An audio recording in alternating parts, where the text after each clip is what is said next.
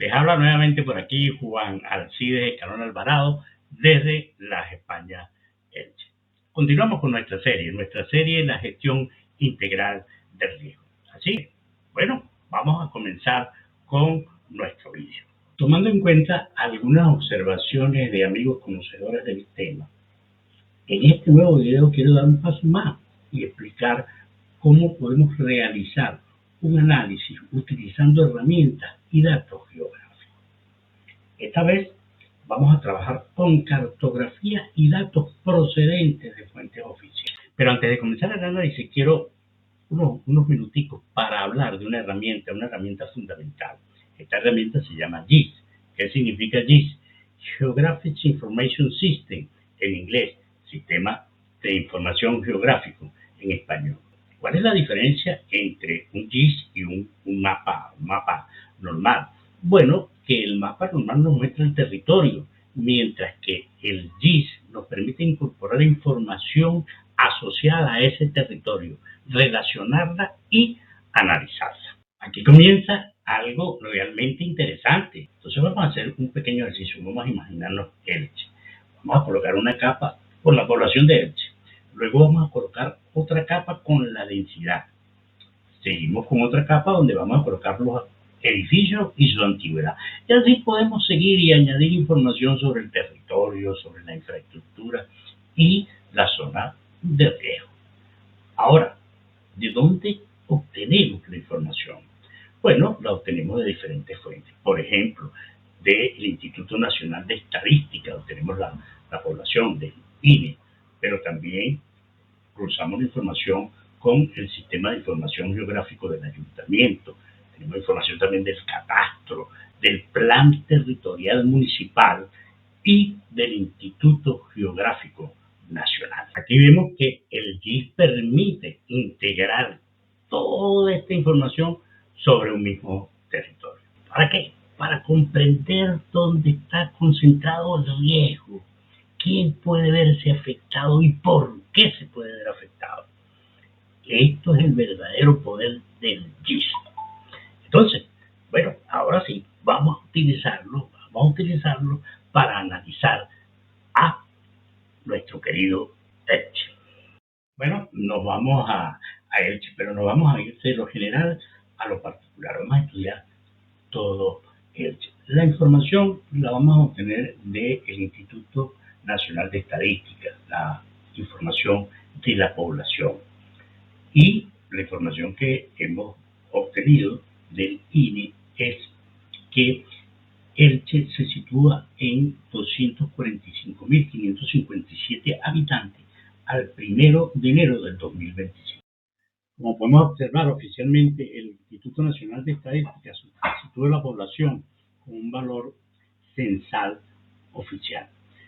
Pero los planes operativos, por ejemplo, el plan operativo del Ayuntamiento de Emergencia tuvo una revisión el 16 de diciembre del 2024. Como todos los planes operativos, hace un estimado mayor que lo que dice el INE en 250.606 habitantes. Esto se hace con el objetivo de dimensionar la respuesta con una seguridad preventiva.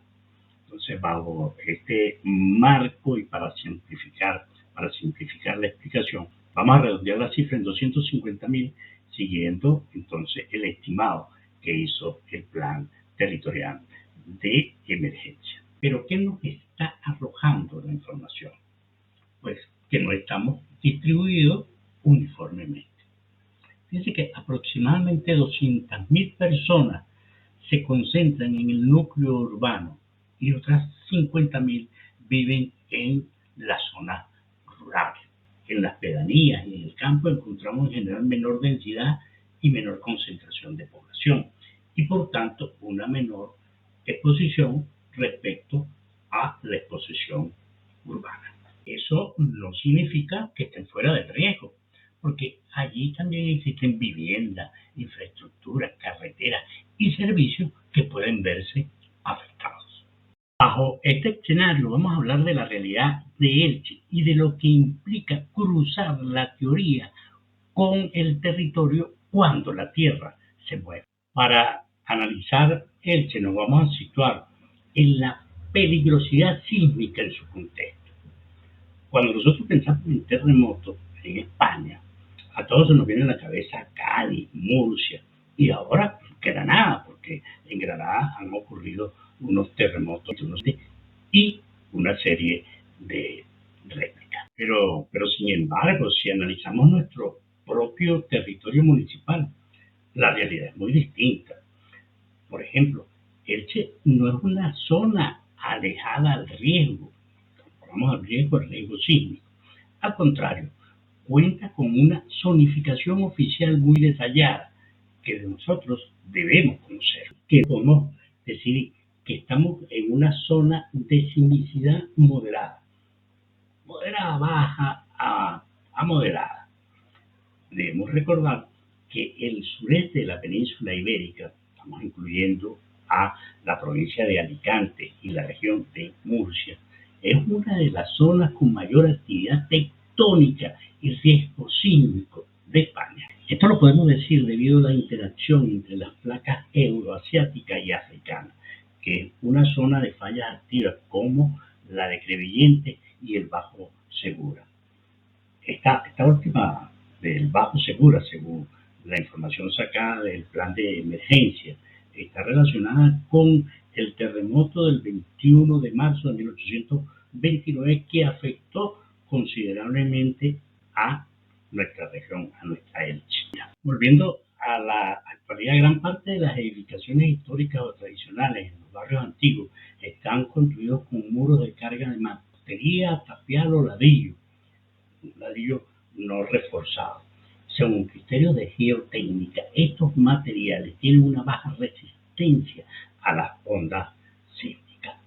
Ahora, sabemos que también hay una serie de edificios que están bajo el estricto cumplimiento de lo que es la norma de construcción sismo resistente, la NSE 02, que implica que las edificaciones de nueva planta en Elche deben estar sujetas a normativas de construcción sismo resistente. Fíjense que la proximidad de algunos barrios, el cauce, por ejemplo, del río Vinalopó, implica que los suelos de sedimentación de ciertas zonas que están cercanas al río pueden estar compuestas por sedimentos aluviales, que son sedimentos blandos. De allí que estos terrenos pueden amplificar las ondas sísmicas, que es el efecto, indudablemente, que es el sitio, en comparación con unos suelos de tipo rocoso. Pero fíjense que lo importante no es solamente cuántas personas viven en Elche en cuanto a población, sino dónde se concentran. Vamos a recordar ese 80%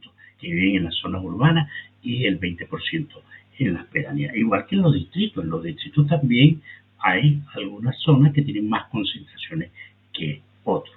Para ello vamos a utilizar la información del geoportal, cruzando el sistema de información geográfico del ayuntamiento, que nos va a permitir entonces representar la población y analizar cómo se distribuye por el territorio. Y aquí, para nuestro estudio, la información del mapa de población, la capa de población, ¿con qué la vamos a cruzar? Lo vamos a cruzar con un mapa que es el 7.4, que pertenece al Plan Territorial Municipal frente a las emergencias y representa la intensidad sísmica esperada en el territorio.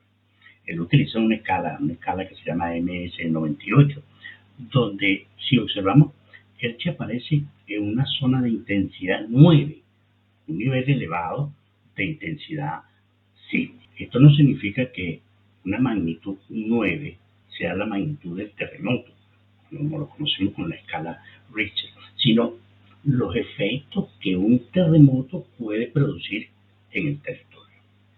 Vamos a aclarar lo siguiente, el concepto magnitud. La magnitud es qué tan grande es el terremoto, mientras que la intensidad, los efectos que produce el terremoto en un lugar determinado. Entonces el mapa nos está mostrando la peligrosidad sísmica, pero no nos dice por sí solo qué barrios son más vulnerables que otros. Aquí está lo interesante del análisis, porque estamos hablando de la integridad, no estamos quedándonos con una sola capa. Y ahí utilizamos el sistema de información geográfico para cruzar las capas, llámese población, llámese densidad, llámese altura, llámese los edificios y su antigüedad.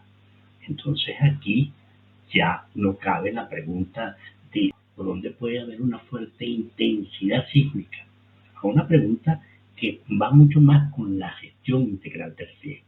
Y esa pregunta es la siguiente: ¿dónde puede producirse un mayor impacto sobre la población y sobre las construcciones?